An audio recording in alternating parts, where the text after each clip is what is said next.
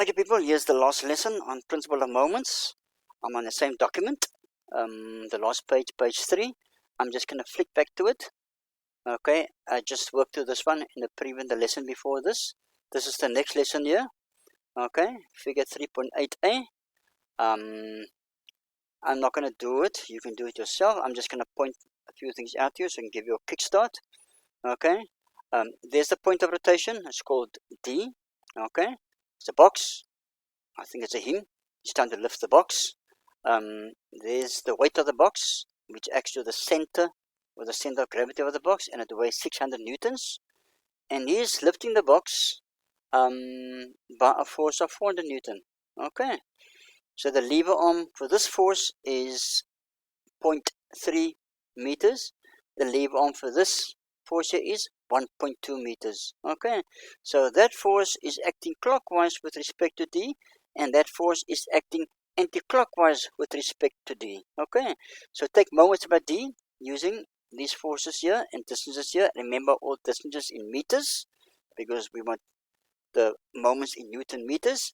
And you can see the answer there is 300 Newton meters. Okay, that should actually be a minus sign. I've just seen now. That should actually be a minus sign there. No, that's wrong. It should be minus 300 Newton meters. That means actually it's minus. So that means if it's minus, that means the box is going to go anti-clockwise. That means he is going to be able to lift the box. I see it now.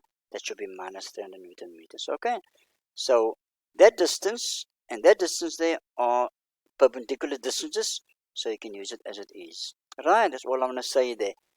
Right, figure 3.8b.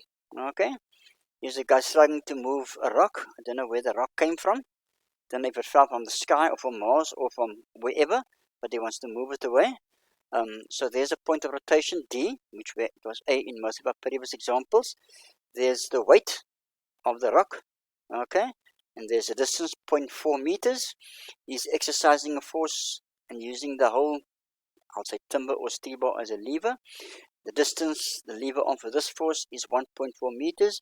He's applying a force of 800 Newton, but be careful, the force is not at right angles to D, it's at an angle of 70 degrees to there. So you're going to have to do the whole trigonometry and work out what the actual little d is. Okay, and the line that you're going to draw will be, it'll go to the point of rotation and it'll go up and you'll draw it at right angles to that line of the force there, and that distance will be little d. Okay, so that's clockwise about D, that's anti-clockwise about D. Sum the moments with the correct distances and you should get 254.46 Newton meters plus. That means it's positive.